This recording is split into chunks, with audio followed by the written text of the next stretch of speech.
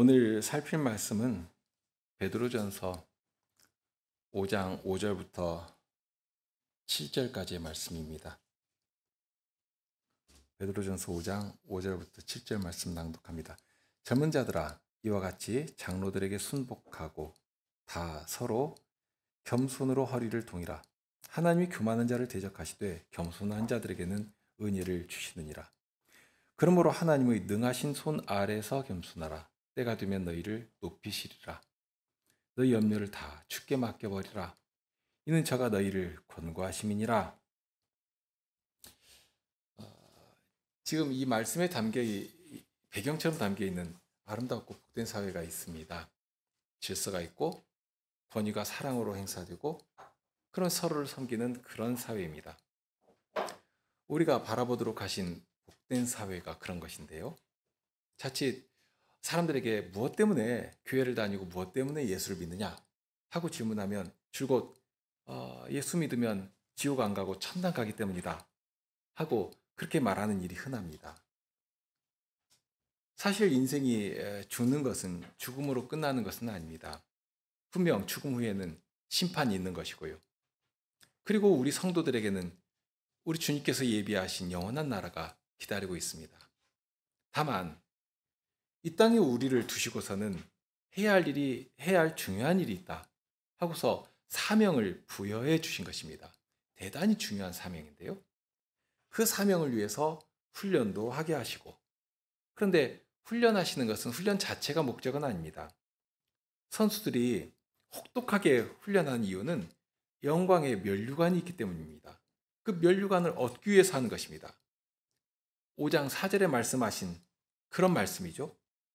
훈련을 받아 유능한 주의 백성이 되게 하시는데 무엇보다도 하나님께서 바라시는 사명이 거기 담겨져 있다 하는 사실을 알게 하시는 것입니다.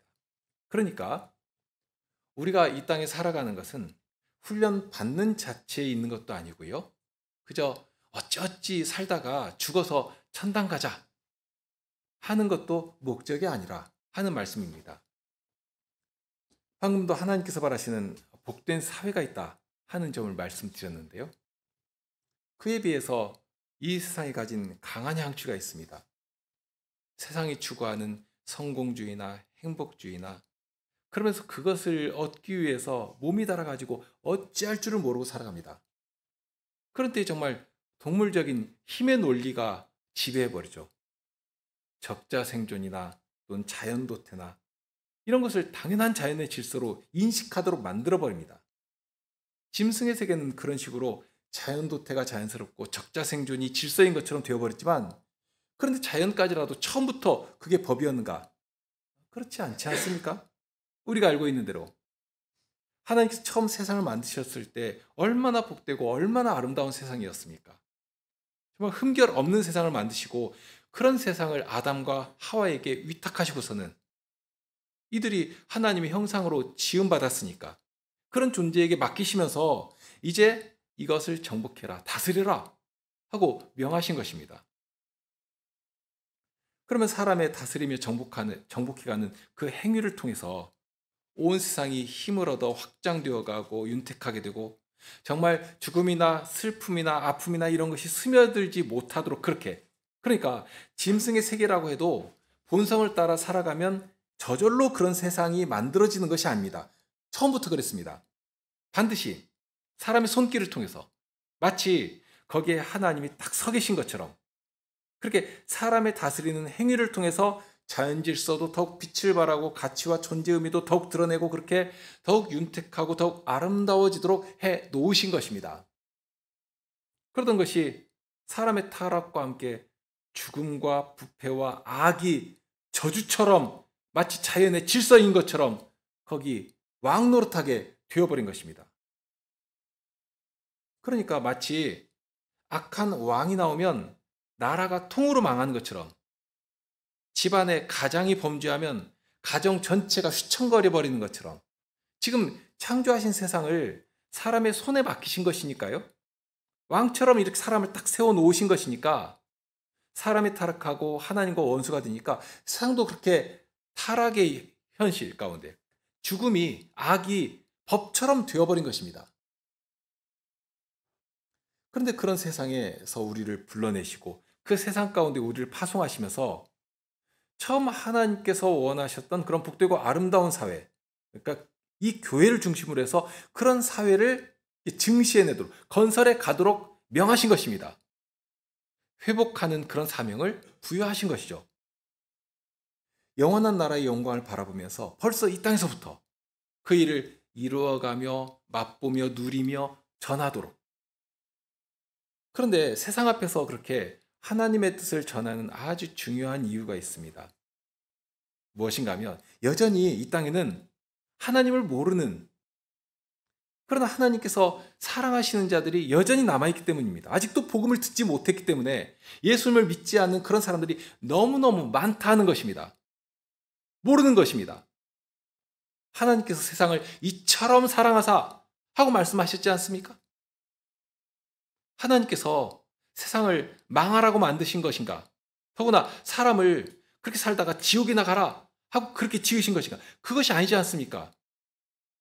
오히려 하나님의 복되신 영광을 아름답게 드러내도록 모두가 다 어떤 인생이라도 망하지 않고 다 하나님의 사랑을 맛보며 누리며 그 사랑으로 서로 사랑하며 살아가도록 그렇게.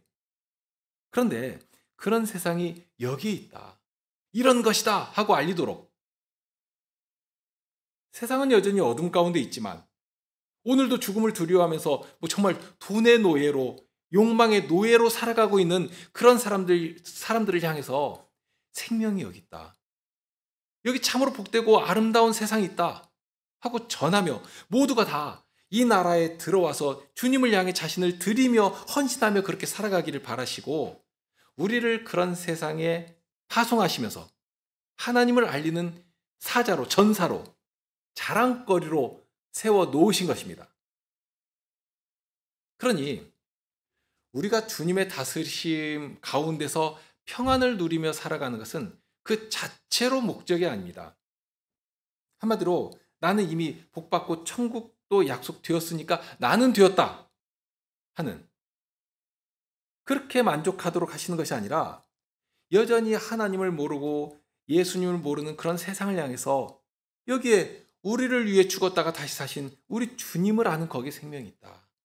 이 예수님의 이름을 부르기만 하면 내가 지금 어떤 어둠 가운데 있는지 그 어둠에서 그 비참의 자리에서 구원받을 길이 이 예수님께 있다 하고 그 예수님의 이름을 전하며 그 예수님을 부르기만 하면 이제는 이 복된 사회 안에 들어와서 주님을 붙쫓아 살아가는 주의 백성이 되도록 하신 이 놀라운 경영을, 이 구원의 복음을 전하며, 그러니까 그런 일을 하라고 우리를 먼저 부르시고 구원하시고 세상을 향해 보내시는 것입니다.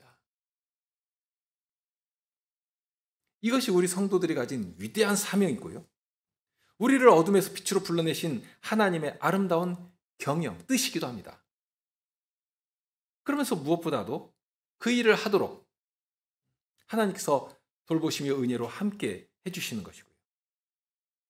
세상은 세상의 방식을 따라 살아가지 않으면 망할 것처럼 몰아갑니다. 자기들이 만들어 놓은 방식을 따라서 서로 경쟁하고 밟고 올라서지 않으면 도태되고 망할 것처럼 정말 두려움에 떨도록 만들죠. 밤잠도 못 자도록 만듭니다. 그렇게 돈의 노예로, 정욕의 노예로 살아가도록 만드는 것입니다. 하지만 그런 속에 우리가 들어가서 우리는 하나님의 말씀을 따라 살아가고 그렇게 살 때 세상을 이길 힘을 우리 하나님께서 주시는 것입니다. 세상의 방식을 따라 살지 않아도 세상을 이기는 능력이 하나님의 말씀에 있다. 여기에 생명이 있고 여기에 살아갈 가치와 복된 결실이 나오는 것이다 하는 것을 알게 하시면서, 그러니까 우리에게 주신 그런 것이 있으니까, 있기 때문에 세상을 의지하지 않고 담대히 살아갈 수 있게 되는 것입니다. 이 비밀을 알아야 하거든요. 누려야 하거든요. 얼마나 집요하게 그리고 두렵게 세상의 방식을 따라 살아가도록 막 우리를 몰아세웁니까? 두려움에 떨도록. 그것도 못하면, 따라하지 못하면 망할 것 같으니까 막 욕망의 몸을 떨어가면서 그렇게 살도록 하는 것인데, 그런데 우리에게는 참된 안식을 알게 하시고 주님의 보살피시는 은혜 안에서 위로를 받으며 평안을 얻으며 그렇게 살아가게 해주시는 것입니다. 지금 베드로 사도가 여기서 보여주는 이 사회가 그렇습니다. 이미 앞에서부터 알려주신 것처럼 4장 8절에 그러셨죠. 서로 사랑하는데 열심으로 서로 사랑해라 하고 하십니다. 이 사랑은 세상에서 보여주는 그런 사랑과 구별되는 사랑입니다. 우리가 아무리 사랑한다고 해도 결국 이기적이고 자기 중심적인 그런 사랑을 벗어날 수가 없는 것인데, 그런데 우리에게 알게 하신, 우리로 하여금 서로 나타나게 하신 이 사랑은 다른 데 있는 것이 아닙니다. 우리 주님께서 말씀하시죠. 내가 너희를 사랑한 것 같이 너희도 서로 사랑해라 하고 하신 것처럼. 그러니 예수님이 우리를 먼저 사랑하신, 하나님께서 예수님을 통해 보여주신 그 사랑을 우리가 배우고 바라며 따르지 않는다면, 그러니까 그런 사랑 아니면 여기 말씀하신 것 같은 사랑, 열심으로 사랑하는 그런 사랑을 할 수가 없게 되는 것입니다. 그러니 그런 사랑을 하기 위해서 얼마나 더 예수님을 배우고 그 사랑으로 서로 사랑하는 훈련을 해 가야 할 것인가. 특히 세상이 아주 교묘하고 악질적으로 그렇게 비틀어 놓고 더럽혀 놓은 그런 사랑의 모습들, 그런 사랑의 가치들을 바른 자리로 되돌려 놓아야 하는 것입니다. 이게 사랑이다 하고 알도록 해야 하는 것이죠. 그러니까 이론이 아니라 우리의 삶으로 이런 것이 참된 사랑이다 하고 세상까지라도 놀라도록 그렇게 해야 하는 것입니다. 그렇게 서로 사랑하라고 하시면서 바로 이어서 서로 대접하라고 하시죠. 대접하는데 원망이 없도록 대접하라고 하십니다. 그러니까 내가 중심이 되어가지고 내 마음대로 대접하는 것이 아니라 서로에게 원망이 없도록, 그렇게 되니까 중심축이 나에게서 이렇게 곁에 있는 사람에게로 옮겨가게 되죠. 그러면서 이어서 또 말씀하십니다. 서로 봉사해라. 봉사하는데 이 봉사라는 말은 다른 말로 하면 이렇게 섬겨라 하는 말입니다. 이렇게 섬기라는 뜻도 가지고 있는데, 그러니까 종이 주인을 섬기듯이. 그런데 이 봉사할 때 무엇 가지고 하는가? 내 것 가지고 인심 쓰듯이 또는 내가 자선을 베풀듯이 그렇게 봉사하는 것이 아닙니다. 4장 10절에 분명하게 말씀하시죠. 봉사할 때에도 하나님께서 봉사할 것을 주겠다 하고 말씀하시는 것입니다. 그러니까 하나님께서 주신 것 가지고 봉사하라고 하신 것입니다. 만일 자기 것 가지고 하면 자기를 주장하고 자기를 높이고 자기를 자랑할 것이 틀림없습니다. 그러나 하나님의 나라는 내 것 가지고 섬기는 나라가 아닙니다. 오로지 주님께서 주신 것 가지고 봉사하고 섬기는 나라입니다. 이런 권면은 특별히 어떤 직분자에게만 요구되는 말씀은 아닙니다. 교인이라면 누구라도 이 말씀을 마음에 두고 순종하며 살아야 합니다. 그런 모두가 마음에 간직할 말씀을 이렇게 쭉 하신 후에 5장에 와서 그런 기본적인 관계를 더욱 윤택하고 복되게 만들어가도록 우리 주님께서 세우신 질서가 있다 하는 것을 이제 알려주신 것입니다.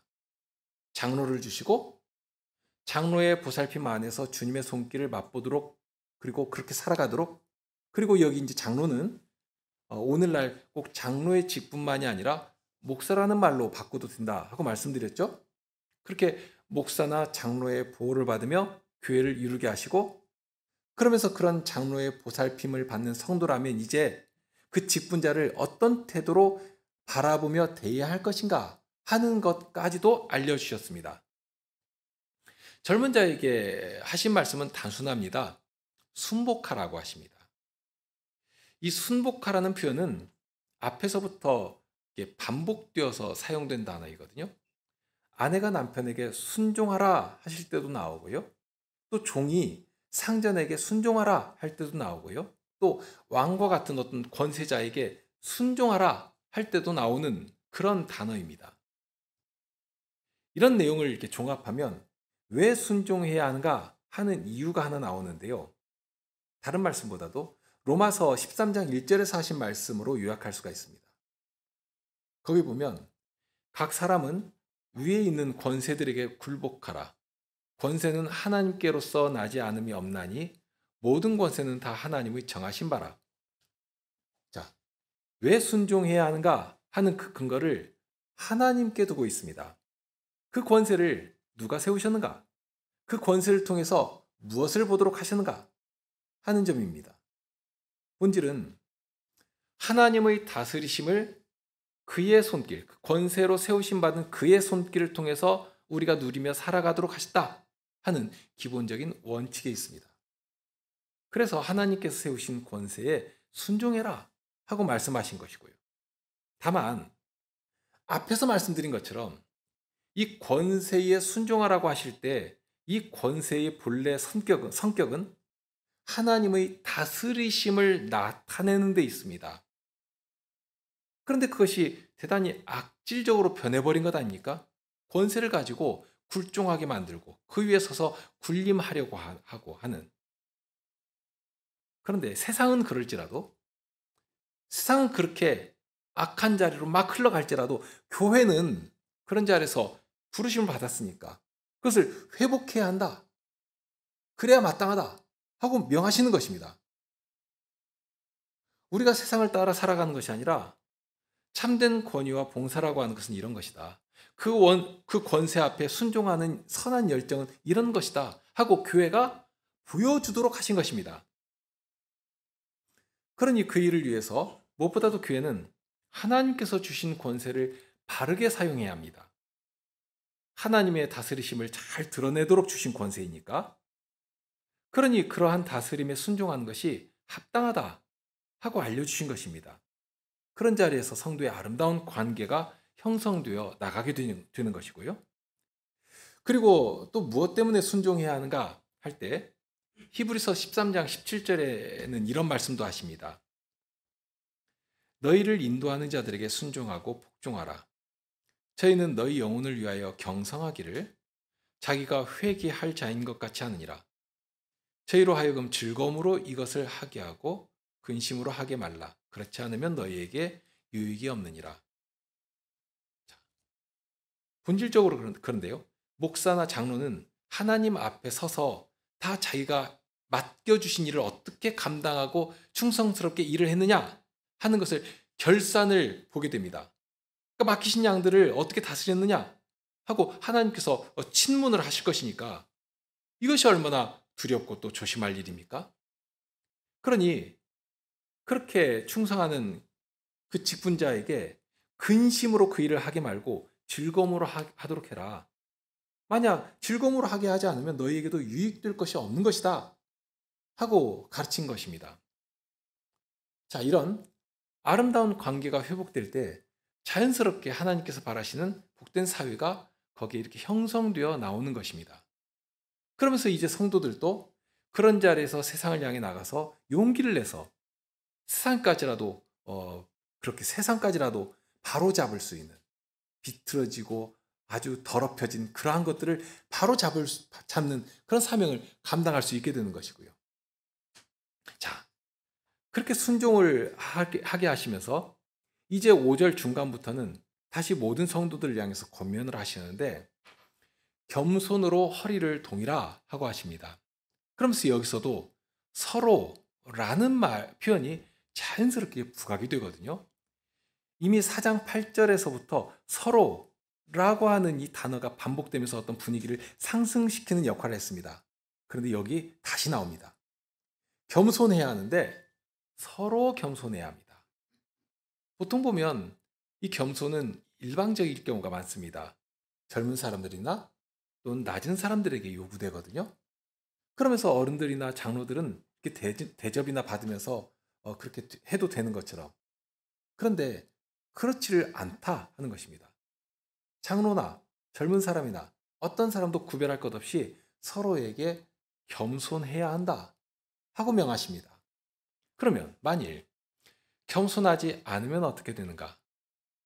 그러면 교만한 자가 되어서 겸손하지 않은 것으로 끝나는 것이 아니라 교만한 자가 되어서 하나님께 크게 책망받는다 하고 경고하십니다. 이 표현대로 하나님은 교만한 자를 대적하시거든요. 그러니까 대적하신다는 말씀은 원수처럼 대하신다는 그런 말씀입니다.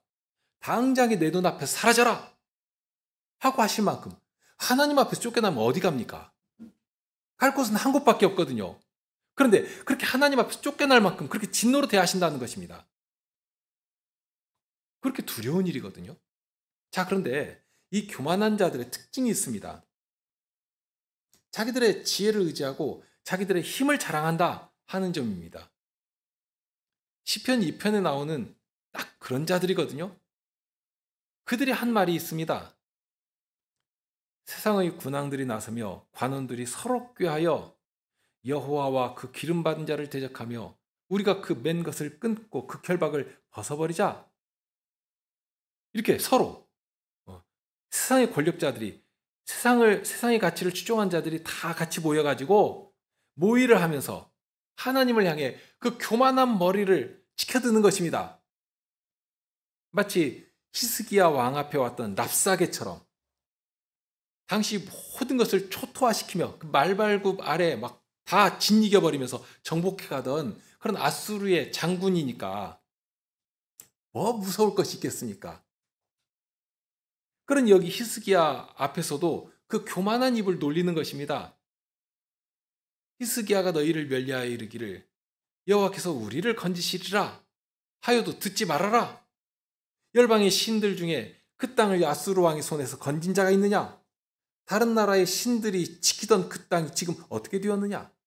열국의 어떤 신이 내 손에서 자기를 지켜주더냐? 없지 않더냐? 그러니 너희도 착각하지 말아라 하는 것입니다. 여호와께서 우리를 구원해 주시겠다. 우리를 건지시겠다. 내 손에서 감히 너희를 건져내겠다고 그런 생각하지 말아라 하고 한 것입니다. 그렇게 여호와의 이름을 조롱했습니다. 그런데 어떻게 되었습니까? 시편 2편에 나온 말씀처럼 딱 그렇게 되었지 않습니까? 하늘에 계신 자가 웃으시며 저희를 비웃으시리로다. 여호와께서 비웃으시면 어떻게 되겠습니까? 그러니 그런 미련한 자리, 어리석은 자리에 있지 말고 너희는 교훈을 받아라 하고 하신 것입니다. 교훈을 받지 않으면 망하는 것입니다. 어떤 교훈을 받아야 하는가? 2편 11절에 이렇게 말씀합니다. 여호와를 경외함으로 섬기고 떨며 즐거워할지어다. 여호와를 알고 그를 의지하는 자가 사는 것입니다. 거기에 사는 길이 있습니다. 여기 겸손하라고 했습니다. 하나님께서 교만한 자를 어떻게 미워하시는지도 알려주시면서 경계를 삼도록 해주셨습니다. 교만한 자는 주께서 대적하십니다. 다만 문제는 그러면 어떤 게 겸손이냐 하는 것입니다. 사람에게 이렇게 부드럽게 대하고 머리 굽신거리면 되는 것인가? 그런 식이라면 겸손한 척 하는 것은 매우 쉬운 일입니다. 물론 세상에서는 그것조차도 쉬운 일은 아닙니다. 세상은 자기의 능력을 알리고 자기의 가치를 포장하면서 인정받도록 하지 않으면 살아갈 수가 없게 되어 있으니까요. 그러니 알량한 능력도 최대한 그럴듯하게 포장해서 사람이 알아주도록 이렇게 자랑하고 그렇게 해가지고 10개 가졌어도 100개 가진 것처럼 그렇게 알려야지만 성공하고 인정받고 하는 것 아니겠습니까? 그러면 왜 겸손하라고 했으니까 그런 것 하지 않으면 되는 것인가? 이제 주의할 부분이 거기에 있습니다. 만일 나에게 주신 것이 내 손에 들려주신 것이 내 소유물이고 순수하게 내 능력으로 얻은 나의 것이다 한다면 그거 가지고 겸손할 수도 있겠죠. 자랑하지 않고. 그런데 만일 이것이 내 것이 아니라면 본디 내가 맡은 것이 내 것이 아니었다면 어떻겠습니까? 예를 들면 우리나라가 아주 중요한 어떤 일에 대해서 다른 나라하고 이렇게 수교를 맺는 어떤 결정을 하는데 우리나라 대사가 그 나라 어떤 대통령을 만나가지고 중대한 일을 결정할 때 자기가 세상 겸손한 사람인 것처럼 우리나라는 그 정도 수준이 못 된다고 이렇게 겸손 떨고 있으면 어떻게 되겠습니까? 그럼 망하는 것입니다. 우리나라를 대표하는 자이니까 자기가 위임받은 역할을 충실하게 감당해서 아주 충분히 알리고 당당하게 한 나라의 대표로서 마치 대통령이 거기 있는 것처럼 그 많은 성과를 내야 하는 것입니다. 우리에게 위탁하신 사명이 있습니다. 그리고 그 사명을 감당하도록 주신 은혜가 있습니다. 5절 말미에 보면 겸손한 자에게는 은혜를 주신다고 했죠? 자기가 잘 준비도 하고 어떻게 이렇게 무엇인가를 잘 알려서 그렇게 잘 해서 되는 것이 아니라 하는 것입니다. 겸손한데, 오히려 겸손한데, 서로를 향해서 겸손한데, 그런 우리가 사명을 이루도록 그런 자에게 은혜를 주신다는 것입니다. 그러니까 은혜를 어떤 자가 받느냐? 겸손한 자에게 주시는 것입니다. 그러니까 단순히 자기를 낮추고 겸손한 태도를 보이니까 겸손한 것이 아니고 앞에서도 사도가 우리를 세상 앞에 세우신 목적이 있다. 그 일을 위해 너희를 부르셨다 하고 알려주셨지 않습니까? 강조해서. 우리를 구원하신 그분의 아름다운 덕을 선전하도록. 이 선전은 알리는 것입니다. 세상 앞에서 자랑하도록. 그렇게 우리를 파송하여 보내신 것입니다. 그런데 사람 겸손하게 군다고 자랑하라고 하신 것도 숨기고서는 나는 이렇게 겸손하게 굴었다 하고 하면 어떻게 되겠느냐는 말씀입니다. 자랑하라고 보내셨으면 이것은 내 것이 아닙니다. 이것은 주님의 것입니다. 그러니 자랑해야 합니다. 세상이 다 알도록 두려워하도록 전해야 하는 것입니다. 사실 내 것이라고 하면 내놓을 것이 없는 초라한 것일 것이 뻔합니다. 하지만 우리에게 주신 것은 내 것이 아닙니다. 그 일을 위해서 겸손한 자에게 자랑하라고 주신다 하는 그런 약속이 여기 담겨 있는 것입니다. 은혜를 주신다는 것입니다. 그러니 자랑할 것을 자랑해야 마땅합니다. 다만 중요한 원칙이 있습니다. 경험에서도 우리가 아는 것이 있는데 진짜 실력이 있고 능력이 아주 출중하면 그 자랑할 것도 없이 사람들이 다 알아봅니다. 그러니까 알리기도 전에 실력이 그에게서 물씬 풍겨 나오는 것입니다. 뭐 돌아다니는 말로 만두 귀를 보면 시비를 걸지 말라 하는 말도 하죠. 딱 봐도 저 사람은 무예를 한 사람이다 하고 아는 것입니다. 개도 그렇습니다. 뭐 치와와나 뭐 포메나 이런 작은 견종들은 굉장히 잘 짖거든요. 막 짖어댑니다. 그런데 도사견, 아주 크고 사나운 개는 잘 안 짖거든요. 짖을 필요도 없습니다. 그런 개는 위험한 상황이나 아니면 필요한 때가 되면 가만히 있다가 그냥 달려가서 물고 흔들어 버립니다. 그러니까 정말 위험한 개는 짖지 않는 개라 하는 그런 말도 하지 않습니까? 자, 중요한 것은 겸손하라고 해도 뭘 겸손할 만한 실력이 있고 능력이 있어야 겸손할 것인데 그러면 어떻게 해야 하느냐 하는 것입니다. 말씀드린 것처럼 우리는 겸손하고 싶어도 본디밴디 가진 것도 없고 능력도 없는 그런 자들입니다. 그러면 겸손할 것도 없는 것입니다. 그런데 하나님께서는 그런 우리를 들어 세상이 두려워 떨 만큼 나타내시고 자랑이 되게 해주신다 하는 것입니다. 이제까지 베드로 사도가 힘있게 전하는 것이 그것 아닙니까? 그러면 어떻게 그렇게 되느냐 하는 것입니다. 자, 6절을 보시죠. 6절 중간 부분에 겸손하라 하고 말씀하시는데 거기 조건이 하나 있습니다. 어떤 조건 하에서 겸손하라고 하시는가? 하나님의 능하신 손 아래에서입니다. 그러니까 하나님의 능하신 손 아래라. 당장에 떠오르는 모습 하나가 있는데요. 지금 우리가 누구와 함께 있는가? 어디에 거하고 있는가? 하는 것입니다. 시편 23편에 보면 4절에 내가 사망의 음침한 골짜기로 다닐지라도 해를 두려워하지 않는다 하고 했습니다. 베드로 사도가 앞에서부터 강조한 이 성도가 살아가는 현실이 묘사되어 있습니다.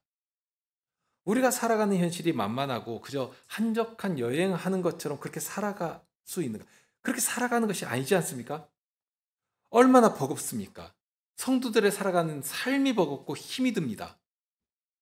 하나님의 말씀을 따라 조용히 살아가고 싶어도 세상이 우리를 가만두지를 않는 것입니다. 어떻게든지 넘어지게 만들고 망하게 만들고 그러면서 비아냥거리고 우리가 넘어지고 실패하면 곁에서 조롱하고 즐거워합니다. 시편 22편 8절에 나오는 말씀이 딱 그런 것입니다. 저가 여호와께 의탁하니 구원하실걸, 저를 기뻐하시니 건지실걸 하나이다. 이렇게 조롱하는 것입니다. 아, 교회 다닌다고 하면서 네 꼴이 그게 뭐냐 하고 조롱하는 것입니다. 너의 하나님이 너를 구원하신다면서 예수 믿는다고 하면서 그런 꼴이나 당하고 있느냐 하고 조롱하는 것입니다. 우리가 살아가는 세상은 그런 것입니다. 그런데 그런 사망의 음침한 골짜기로 다니지라도 해를 두려워하지 않는다고 했습니다. 그러면 그렇게 할 수 있는 이유가 무엇인가? 내가 그만큼 실력이 있고 능력이 출중해서인가? 창고에 쌓아놓은 보물이 가득가득 있으니까 그런 것인가? 아니면 세상 다 알아주는 인맥이라도 있으니까 그러니까 두려워하지 않는 것인가? 사실 그런 거 전혀 없지 않습니까? 가진 재물도 없고 인맥도 없고 세상 자랑할 만한 것이 하나도 없는 그런 자들입니다. 그런데도 두려워하지 않는 것입니다.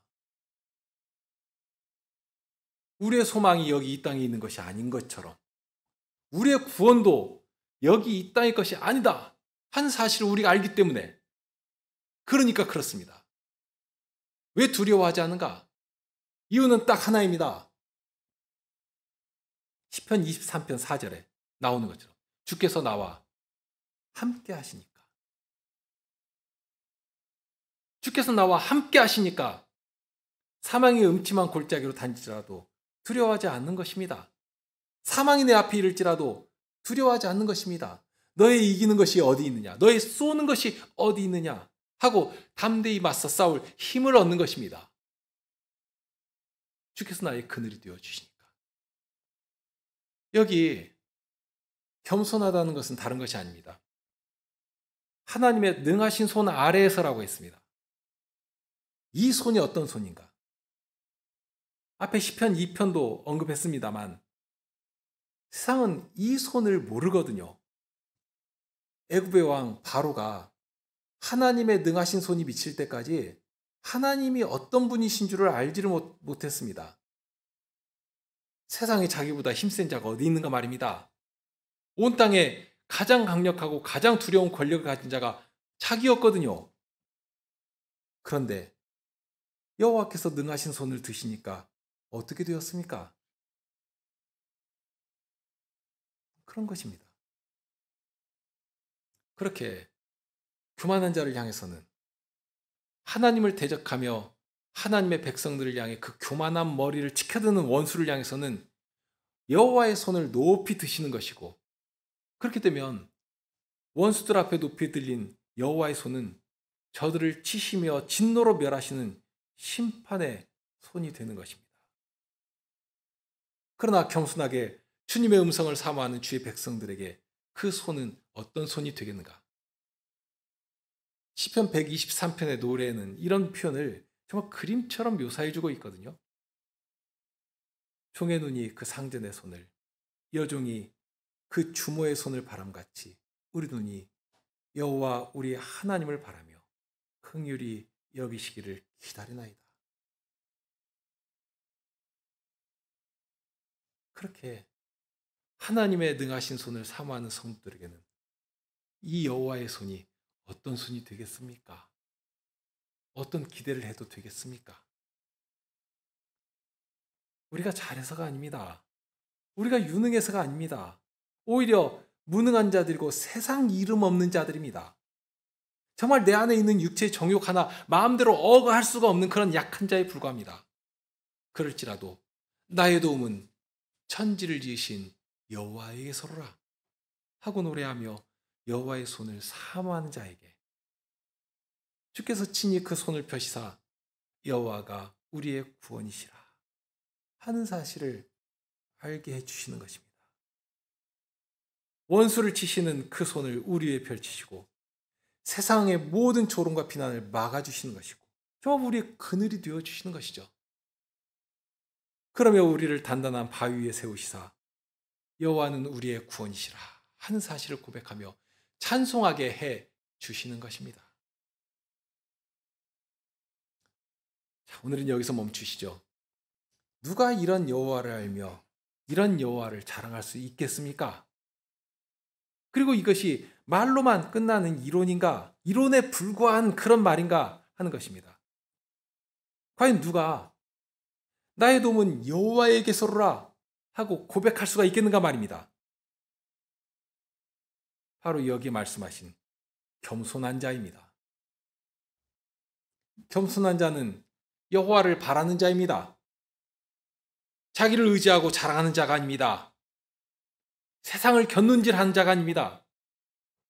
오히려 자신이 얼마나 무능하고 미약하고 지혜가 없는 자인가 하는 사실을 절실히 아는 자입니다. 그런 자가 자기를 바라보지 않을 수 있습니다. 바라볼 수가 없는 것이죠. 그러면서 오로지 나의 힘이 되시는 여호와만을 바라게 되는 것입니다.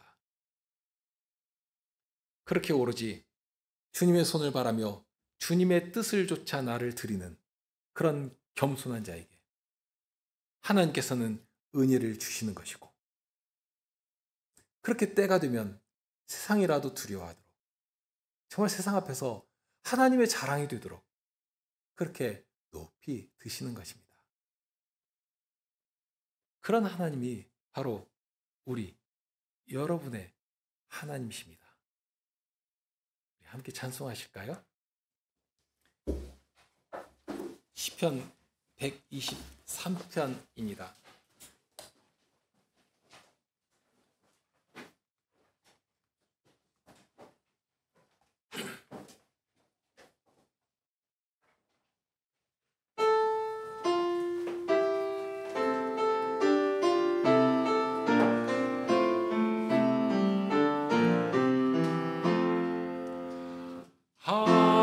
하늘에 좌정하신 주님께 내 눈을 듭니다. 남중의 눈이 그의 주인 손을 간절히 바라보듯 여종의 눈이 그의 주모 손을 애타게 바라보듯 우리의 눈이 주의 긍휼만 간절히 바라네.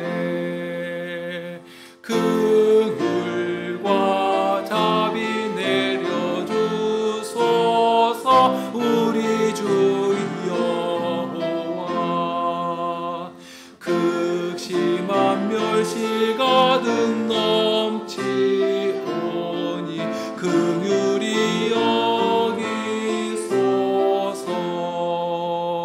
평안한 자의 비웃음과 조로 영혼에 가득하네. 교만한 자의 멸시 비웃음 나에게 넘치네.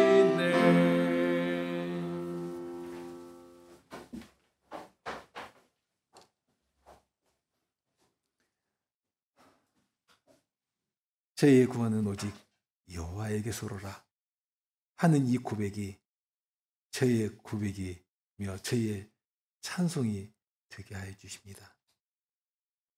주님, 저희가 얼마나 높고 교만한 자들인지 저희 생각과 마음을 낮춰주시고 주님만을 바라는 그런 자들이 되게 하여 주옵소서.